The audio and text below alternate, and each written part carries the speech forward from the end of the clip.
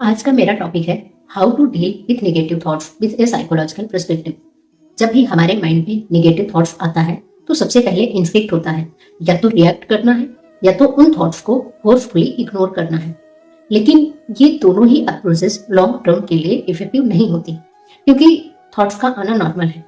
Problem thoughts का आना नहीं है, प्रॉब्लम है हम उन थॉट्स के साथ में करते क्या है। तो जब भी मेरे माइंड में नेगेटिव थॉट्स आते हैं तो मैं क्या तरीके यूज करती हूँ वो आज आपके साथ शेयर करूंगी। स्टेप 1, रिएक्ट मत करो, पॉज लो। जब भी आपके माइंड में नेगेटिव थॉट्स आए तो तुरंत रिएक्ट करने के बजाय एक छोटा सा पॉज लो।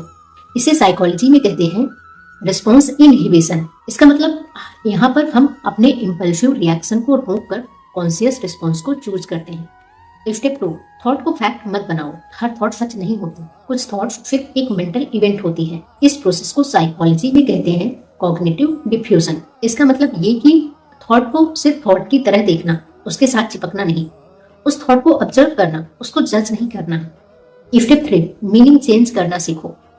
अगर कोई सिचुएशन या थॉट से नेगेटिव इमोशन आ रहा है तो वहां पर मीनिंग चेंज करना सीखो।